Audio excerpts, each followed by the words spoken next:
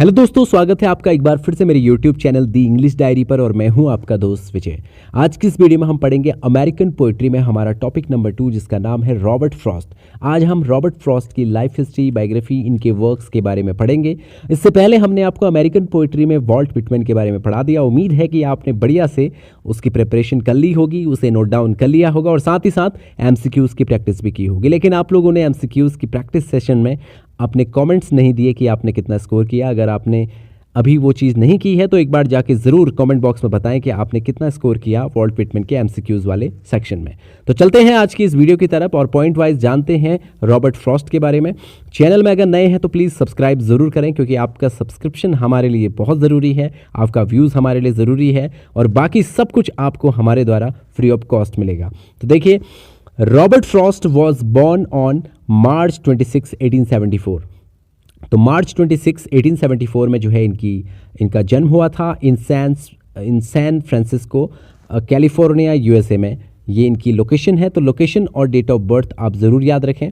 His father was William Prescott Frost and mother was Isabella Moody Frost an immigrant from Scotland. Scotland के immigrant थे ये, तो ये दोनों के नाम भी आप याद रख लेना। His father died when Robert Frost was 10। इनके फादर की तब मृत्यु हो गई थी जब वो 10 साल के थे। His mother went to East Lawrence, और इनकी मदर जो है ईस्ट लॉरेंस में चली गई। ईस्ट लॉरेंस में एक लोकेशन है मैसाचुसेट्स, तो ये इस जगह पे उनकी मदर चली गई थी, इसे आप याद रखना। With her children to leave with their grandfather, और वो उनके ग्रैंडफादर के घर में चले गए थे जिससे कि वहाँ पर जो है वो रह सकें या रुक सकें। नेक्स्ट पॉइंट है आज का, his mother Isabella Moody was a poetess. इनकी मदर जो थी वो एक पोइटस थी। इनकी मदर एक पोइटस थी, ये भी आपको याद रखना है। The next line is his father died of tuberculosis in 1885। Tuberculosis यानी TB की बीमारी की वजह से 1885 में इनके फादर की डेथ हो गई थी। Robert Frost graduated from Lawrence high school. ये ग्रेजुएट हुए थे लॉरेंस हाई स्कूल से 1892 में। Robert Frost grew up in the city and he published his first poem in his high school magazine।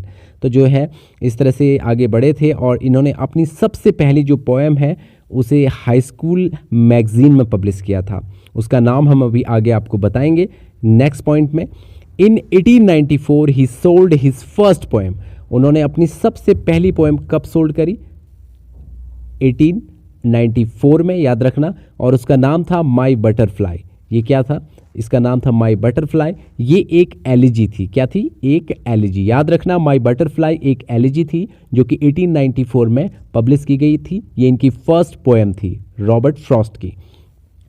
Published in the नवंबर 8, 1894। पूरा आपको बताया हुआ है, नवंबर में 8 तारीख को 1894 में।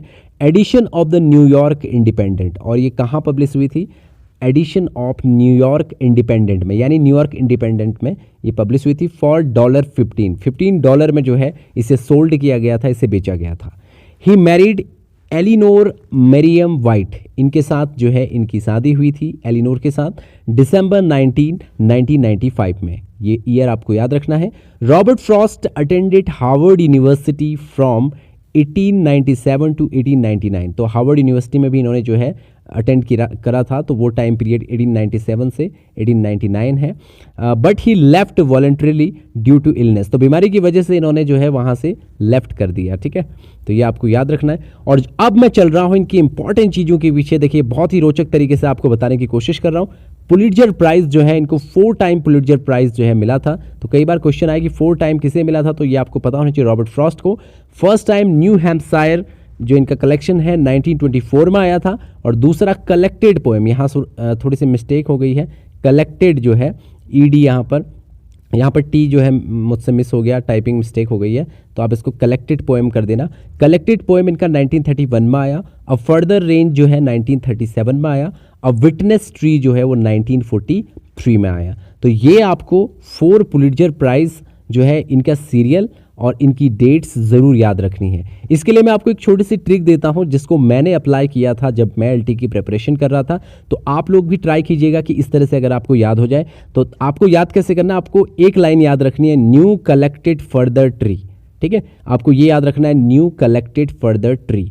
और ये याद आप रखेंगे तो आपको ये चारों जो है सीरियल में याद हो जाएंगे, ठीक है। और सबसे पहले जो इसमें आया था वो 1924 में, यानी न्यू हैम्पशायर। कलेक्टेड जो पोएम्स है वो 1931 में, द फर्दर रेंज 1937 में, और द ट्री विटनेस जो है वो 1943 में। तो इस तरह से आप इसको याद करने की कोशिश कीजिएगा, होपफुली कि आपको शायद ये बहुत अच्छा लगेगा आप जब आप इसको देखेंगे। अब देखिए नेक्स्ट पॉइंट है, on July 1961 he was named poet laureate of Vermont. तो इनको पोइट लॉरिएट ऑफ वेरमाउंट भी जो है बनाया गया था, कब? जुलाई 22 1961 में। तो याद रखिएगा इसको, ये पोइट लॉरिएट भी रहे हैं वेरमाउंट के। ही डाइड इन बॉस्टन, और इनकी मृत्यु कहाँ हुई? बॉस्टन में हुई, जनवरी 29 1963 में। कब? जनवरी 29 1963 में, एट द एज ऑफ 88। और जो है 88 की एज पे जो है इनकी डेथ हुई थी, और ये जो है सोते हुए ही जो है इनकी मृत्यु हो गई थी, यानी स्लीपिंग मोड में, ठीक है।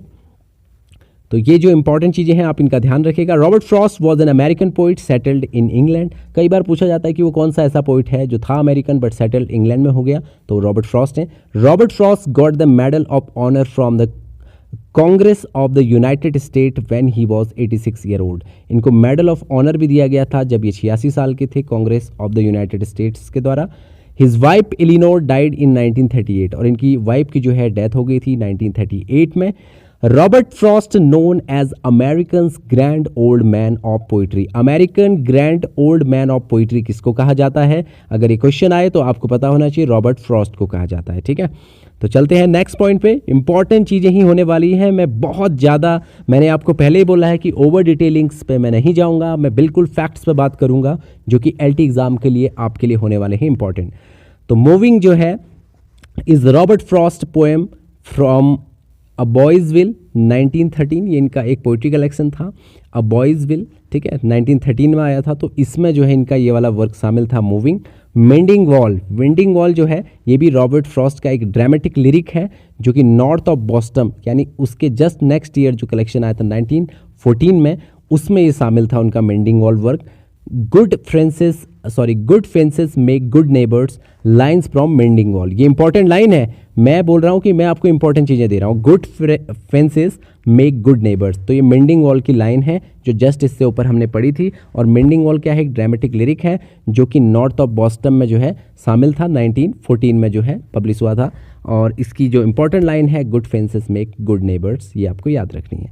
नेक्स्ट पॉइंट है, the poem Mending Wall seems to be conversation, it is in blank words. ये ब्लैंक वर्ड्स में लिखी गई थी और ये जो है कन्वर्सेशन की तरह लगती है जब आप इसको पढ़ेंगे। और मैं आपको एक सजेशन ज़रूर दूंगा कि आप मेंडिंग वॉल जो ये पोएम है या फिर जो ये ड्रामेटिक लिरिक है, प्लीज़ इसे जाके एक बार ज़रूर पढ़ें। स्टडी लवर नाम से जो चैनल है वहाँ पर से मैंने बहुत सारी चीज़ें पढ़ी थी, तो मैं आपको हमेशा सजेशन देता हूँ कि आप लोग जो है वहाँ पे जाके ये सारी चीज़ें पढ़ें, जो आपके लिए बड़ा अच्छा रहेगा। क्योंकि मेंडिंग वॉल अगर आप इस लिरिक को पढ़ेंगे तो आपको काफ़ी सारी चीज़ें पता चल जाती हैं उस पोएम से रिलेटेड, उस लिरिक से रिलेटेड। तो नेक्स्ट पॉइंट है the road not taken, most important है क्योंकि ये एनसीईआरटी के सिलेबस में भी है, क्लास 9th में। The road not taken is a Robert Frost popular lyric from mountain interval. Mountain interval poetry collection 1916 में इनका आया था, जिसमें शामिल थी एक पोएम जिसका नाम था द रोड नॉट टेकन। याद रखना इसको, the road not taken, class 9th में है तो इसलिए इंपॉर्टेंट बनती है। Earth is the right place for love, I do not know where it is likely to go better. ये लाइन किसकी है? बहुत इंपॉर्टेंट लाइन है, ये कई बार टीजीटी पीजीटी में पूछी गई है। Earth is the right place for love, I do not know where it is likely to go better. तो कई बार इसकी शॉर्ट लाइन भी आते हैं, earth is the right place for love, इतना भी आता है। तो ये बर्चेस जो इनका वर्क है उससे जो है ये लाइन ली गई है, तो इसको आप ज़रूर याद रखेंगे, आप बर्चेस, ठीक है। और मैं तो आपसे फिर से एक सजेशन जरूर दूंगा कि आप बर्चेस वाली पोएम को भी एक बार पढ़ लें, आपको थीम पता चल जाएगी।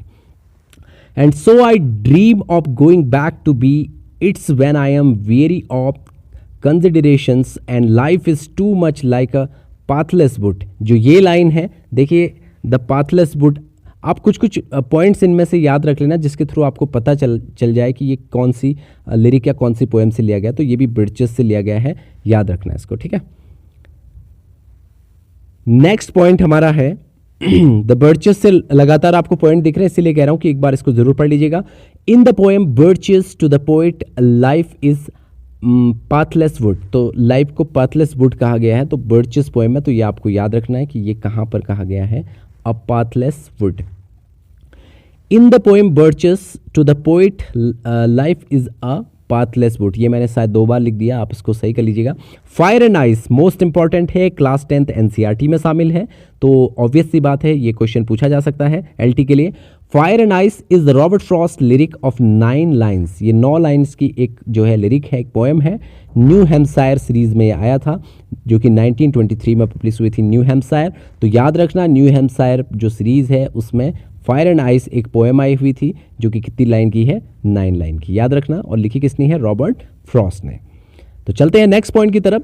Stopping by woods on a snow evening, most important. एक बार ये जो आपकी पोएम है इसको आप ज़रूर आप इसको पढ़ लेना, ठीक है। स्टडी लवर जो चैनल है उस पर बहुत अच्छे से पढ़ाई हुई है, एक बार देखोगे तो पूरा थीम समझ में आ जाएगा। और बहुत अच्छी पोएम है, बहुत फेमस पोएम है रॉबर्ट फ्रॉस्ट की। Stopping by woods on a snowy evening is Robert Frost most moving lyric from New Hampshire. और ये किस में आया था, किस सीरीज में, न्यू हैम्पशायर 1923 में ये आया था। इट इज़ रिटन इन 1922 में लिखा गया था, और न्यू हैम्पशायर में इसको पब्लिश किया गया था 1923 में, याद रखना इसको, ठीक है। Stopping by woods on a snowy evening is the poem that touched the heart of Pandit Jawaharlal Nehru. और ये इंपॉर्टेंट है कि पंडित जवाहरलाल नेहरू के दिल को लग गई थी ये लाइन काफ़ी इसमें। और वो लाइन कौन सी थी, उसके जस्ट नीचे मैंने लिखी हुई है, आप इस लाइन को ज़रूर देख लीजिएगा। ये मोस्ट इंपॉर्टेंट लाइन है जो पंडित जवाहरलाल नेहरू को इस पोएम की पसंद आई थी। कौन सी पोएम की, stopping by woods on a snowy evening. तो क्या लाइन थी, the woods are lovely dark and deep but I have promises to keep and miles to go before I sleep and miles to go before I sleep. बहुत ही अच्छी जो poem है, आप इसको ज़रूर देखिएगा, आपको कहीं ना कहीं मतलब इस पोएम को पढ़ने के बाद एक मोटिवेशन भी आएगा, तो ज़रूर देखिएगा इसको।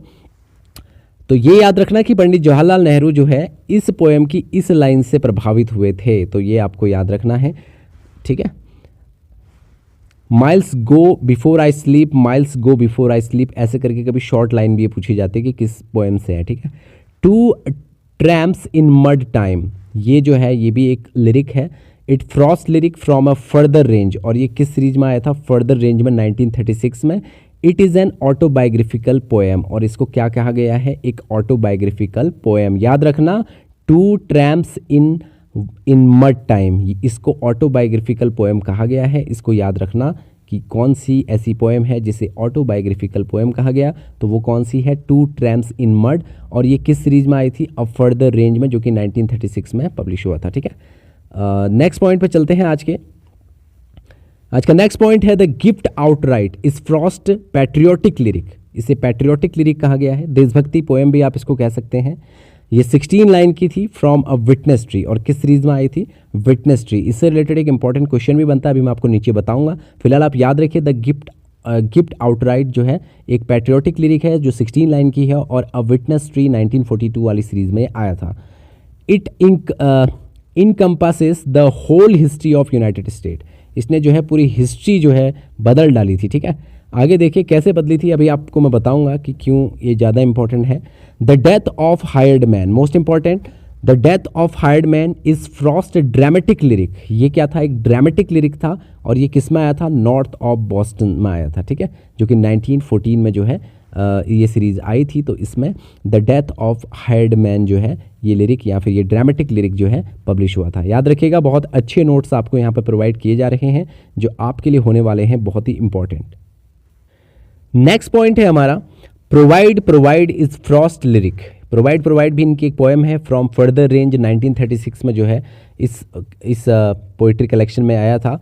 इट इज़ अ सटायर, ये एक सटायर था on American craze for wealth success and power. जो अमेरिका का क्रेज़ था वेल्थ सक्सेस और पावर के लिए, तो एक सटायर उस पर इन्होंने किया हुआ था इस वर्क के थ्रू, प्रोवाइड। तो याद रखिएगा प्रोवाइड, ये सारे वर्क्स आपको याद रखने हैं, और ये भी याद रखना है कि किस कलेक्शन में आया। The pasture is Frost lyric, ये भी एक लिरिक था जो कि नॉर्थ ऑफ बॉस्टन 1914 में पब्लिश हुआ था इस सीरीज़ में। तो याद रखिएगा इसको, मैंने यहाँ पर आपको सारे सबके सीरीजेस बताए हुए हैं, ठीक है। The mountain is Frost poem from north of Boston the mountain जो है, ये भी इनकी एक पोएम है जो कि नॉर्थ ऑफ बॉस्टन 1914 में आई थी। The mountain is a symbol of barriers. तो याद रखना इस पोएम में जो माउंटेन है उनको क्या माना गया है, सिंबल ऑफ और बैरियर्स माना गया है, सिंबल या बैरियर्स। तो याद रखना कई बार पूछा जा सकता है कि उस पोएम में जो है क्या सिग्निफाई करता है माउंटेन, तो सिंबल या फिर बैरियर्स आपको याद रखना है। अब देखो यहाँ पर मैंने आपके लिए बहुत बढ़िया ये कर दिया है कि आपको ज़्यादा टेंशन नहीं लेनी है। आपने देखना है कि देखो बॉयज़ विल जो आपका सबसे पहला इनका पोइट्री कलेक्शन है 1913 का। अभी देखो हम ऊपर इसके बारे में बात भी कर रहे थे, यहाँ पर आप देख सकते हैं हमने अभी बात की थी आपसे जो मूविंग वाला वर्क इनका आया था अ बॉयज़ विल जो कि 1913 में आया था, ठीक है। तो ये मैंने आपके लिए इजी कर दिया कि कौन सा वर्क किस सीरीज़ में आया, बॉयज़ विल 1913 याद रखना, ईयर ऊपर भी है तो रिवीजन आप कर लेना। Into my own, my November guest, moving, asking for roses, a late walk, guest house, October, love and question, my butterfly. तो इसमें सबसे इंपॉर्टेंट क्या रहेंगे जिनको आपको याद रखना है कि ये वाले वर्क जो है इस सीरीज़ में आते हैं। तो एक तो मूविंग याद रखना क्योंकि ऊपर इससे रिलेटेड हमने क्वेश्चन भी पढ़ा था, ठीक है। माई नवंबर गेस्ट आपको याद रखना है, ठीक है। लव एंड क्वेश्चन याद रखना है, माई बटरफ्लाई याद रखना है जिसको इन्होंने सेल भी किया था, अ लेट वॉक आपको याद रखना है, ठीक है।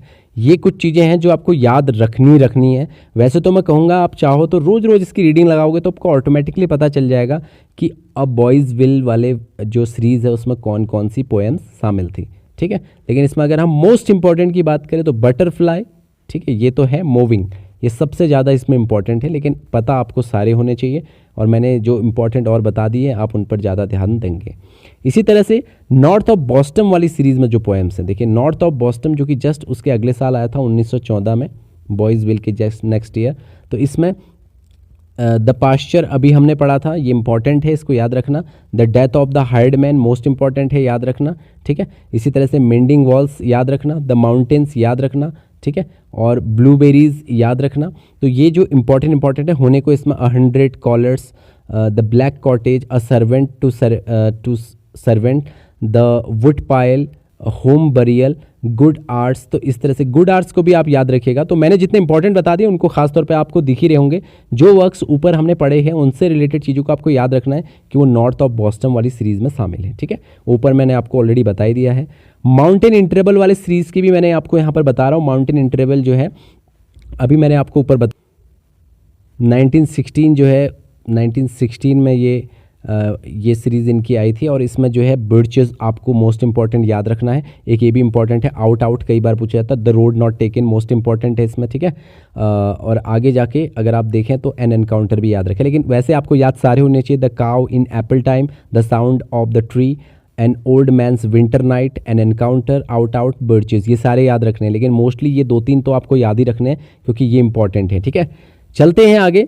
न्यू हैम्पशायर में भी कुछ इंपॉर्टेंट जो हम जानते हैं। Fire and ice most important है क्योंकि हाई स्कूल के सिलेबस में है। डस्ट ऑफ स्नो याद रखना, द रनवे याद रखना, और आगे stopping by woods and on a snowy evening most important है। तो ये मैंने इसमें मोस्ट इंपॉर्टेंट ही दिए, वैसे बहुत सारे हैं लेकिन मैंने इसमें मोस्ट इंपॉर्टेंट दिए हैं। इनको आप ज़रूर याद रखना कि न्यू हैम्पशायर में आए हुए जो हैं।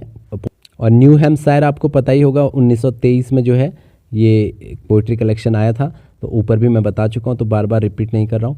अ विटनेस ट्री जो है इसमें मोस्ट इंपॉर्टेंट है अ क्वेश्चन, और ज़्यादा से ज़्यादा इंपॉर्टेंट है the gift outright, most important है द सिल्कन टेंट, इनको याद रखना। और द गिफ्ट आउटराइट आपको पता रहना चाहिए, अ विटनेस वाली सीरीज़ में आया हुआ है और इसका जो ईयर है वो 1943 है, ठीक है। कई जगह 42 भी लिखा हुआ है लेकिन 43 जो है इसका एकदम परफेक्ट आंसर है। अब देखिए यहाँ पर एक नोट मैंने आपको बताया, patriotic poem that was recited at the presidential inauguration of John F किडनी इन 1961। तो ये जो पोएम है ये पढ़ी गई थी, एक पैट्रियोटिक पोएम इसको कहा गया है और इसको पढ़ा था किसके सामने, ये मोस्ट इंपॉर्टेंट है, जॉन एफ किडनी, जो कि एक प्रेसिडेंशियल इनॉग्रेशन चल रहा था तो वहाँ पर ये पोएम पढ़ी गई थी और ये कब पढ़ी गई थी 1961 में, इसलिए मोस्ट इंपॉर्टेंट हो जाती है। इन्हें भी याद रखना, ठीक है। इनके सम्मुख जो है इनॉग्रेशन के दौरान इस पोएम को पढ़ा गया था जॉन एफ किडनी के, ठीक है, इसको आप याद रखिएगा। इसके बाद देखिए द फर्दर रेंज जो कि 1936 जो है इसका ईयर है और इसमें a lone striker, the white tail on a roadside stand, most important 12th syllabus में है आपके एनसीईआरटी में। The strong are saying nothing, तो ये भी आपको याद रखना है, ठीक है। मोस्ट इंपॉर्टेंट इसमें रोड साइड स्टैंड आ जाएगा, जो कि 12th क्लास में जो है एक पोएम है। चलते हैं आगे की तरफ। तो आज का जो नेक्स्ट पॉइंट है वो है Frost relationship with nature is characterised by his notion of emblemism के साथ उस जो नेचर को कैरेक्टराइज करते हैं वो किस लिए करते हैं, कैसे करते हैं, तो ये जो है आपको याद रखना इंपॉर्टेंट भी है। यहाँ पर हम ये कह सकते हैं कि जो फ्रॉस्ट का प्रकृति के साथ संबंध है वो उनके जो इम्बेलिज्म, जिसको हम प्रतीकवाद कहते हैं, कि जो उनकी धारणा से हम पहचाना जाता है कि क्या उनका प्रकृति के साथ एक रिलेशन है, ठीक है। तो हम कह सकते हैं कि फ्रॉस्ट का प्रकृति के साथ संबंध जो है प्रतीकवाद की उनकी धारणा से पहचाना जाता है। तो ये प्रतीकवाद से संबंधित बात है, तो इसको आप याद रखिएगा, ठीक है। तो कई बार ये वर्ड अगर आए तो आप समझ जाना कि प्रतीकवाद से उनकी नेचर के साथ जो कोऑर्डिनेशन है उसे उन्होंने जस्टिफाई किया। नेक्स्ट लाइन है, Two roads diverged in a wood, and I took the one less traveled by, and that has made all the difference. These lines are from Robert Frost, The Road Not Taken. Most important है, याद रखना, two road diverged in a wood, यह class 9th में NCERT पे book लगी है, उसमें ये पोएम दी हुई भी है, तो इंपॉर्टेंट है, याद रखना। द रोड नॉट टेकन से ली गई। रोड के साथ आप समझ लेना कि रोड जो है वो अक्सर दो अलग अलग रास्तों पे मुड़ी हुई होती है, इस तरह से इसको आप याद रख सकते हैं। ये पोएम एक्चुअली मैंने भी पढ़ाई हुई है, आप प्लेलिस्ट में जाके देख सकते हैं, इस पोएम को मैंने पढ़ाया हुआ है। On 20th January 1961, at the age of 86, Frost was invited by the American President John Kidney. तो जब ये 86 साल के थे 1961 में 20 जनवरी को इनको इनवाइट किया गया था अमेरिकन प्रेसिडेंट जॉन एफ किडनी ने at the inauguration to read his well known poem, और इनको इनॉग्रेशन पे बुलाया था कि ये अपनी जो जानी पहचानी पोएम द गिफ्ट आउटराइट है उसको पढ़ें उस इनॉग्रेशन के दौरान। तो अभी मैंने आपको बताया था कि इन्होंने पढ़ी थी वो पोएम, इसीलिए वो इंपॉर्टेंट हो जाती है, तो याद रखना किस सीरीज़ में आती है, ठीक है। Robert Frost sold his farm and took his family to England in 1912, और इन्होंने अपना फार्म जो है वो बेच दिया था, और जो कि कब बेचा था, 1912 में। 17 ऑनररी डिग्री वर कन्फर्ड अपॉन फ्रॉस्ट, तो लगभग 17 जो है, वैसे तो कहा जाता है कि 40 भी कई जगह लिखा हुआ है, तो बहुत सारी ऐसी ऑनर डिग्रीज जो है इन्होंने ली थी। Frost is known as a non serious poet, कभी कभी पूछा जाता है कि नॉन सीरियस पोएट किसे कहा जाता है, ड्यू टू हिज ह्यूमर, तो क्योंकि कई बार ये मजाकिया चीज़ें भी कहते हैं तो इस वजह से इनको नॉन सीरियस पोएट भी कहा जाता है। Frost poems are simple and lucid and written in New English dialect, तो काफ़ी सिंपल होती है, लसिड होती है, एंड जो है इंग्लिश डायलेक्ट में लिखी हुई होती है। नेक्स्ट पॉइंट है आज का,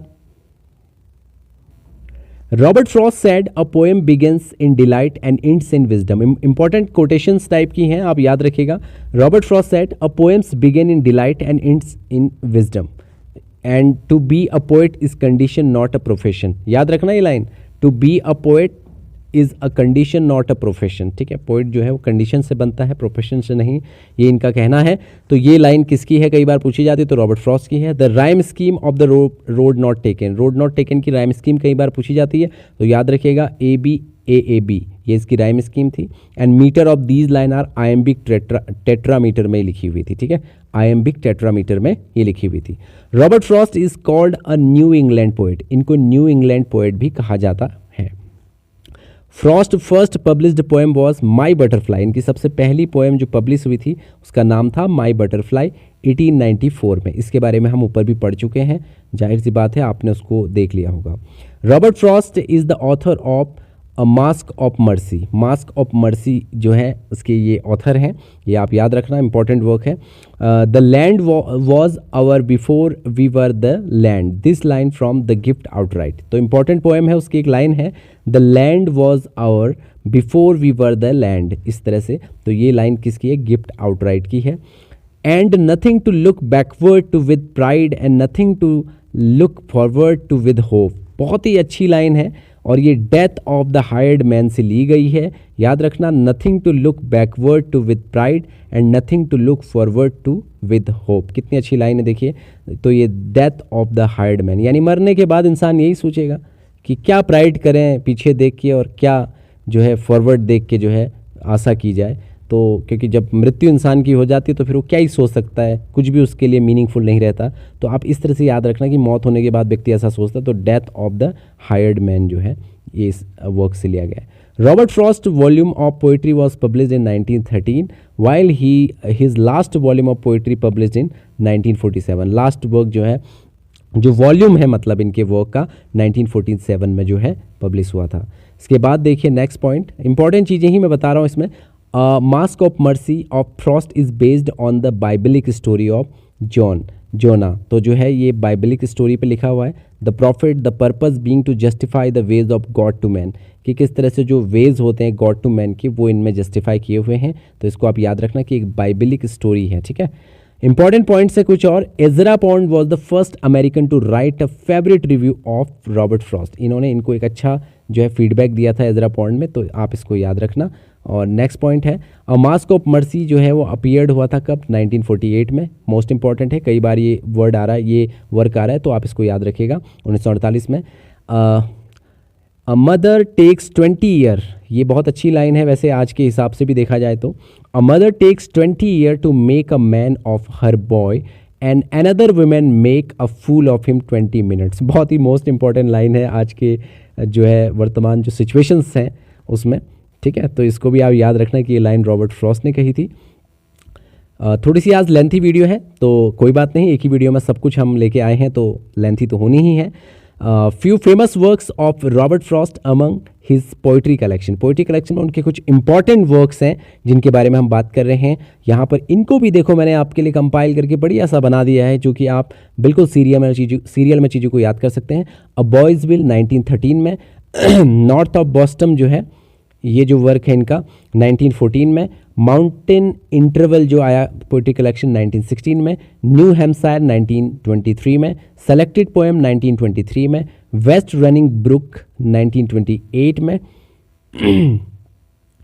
वेस्ट रनिंग बुक में बता दिया, the lonely shall be chooser 1929 में जो है इनका पब्लिश हुआ। आगे देखिए, द लॉन स्ट्राइकर जो है 1933 में, फ्रॉम स्नो टू स्नो 33 में, और अ फर्दर रेंज 1936 में, अ विटनेस ट्री 1943 में, come in and other poem में 1943 में, hard not to be king 1951 में, इन द क्लियरिंग 1962 में। तो पूरे जो वर्क्स हैं उनको मैंने सीरियल में यहाँ पर आपको बता दिया है। होपफुली आपके लिए ये सबसे इंपॉर्टेंट रहेंगे और काफ़ी अच्छे रहेंगे। अब देखिए यहाँ पर कुछ इंपॉर्टेंट लाइंस के बारे में भी बात की हुई है, बहुत ही शानदार ये पीडीएफ आपके लिए होने वाली है। I guess I am not a nature poet, I have written only 2 poems without a human being in them. ये लाइन किसकी है पूछी जाती है तो ये रॉबर्ट फ्रॉस्ट की है, इसको आपको याद रखना है, ठीक है। किसकी लाइन है, रॉबर्ट फ्रॉस्ट की।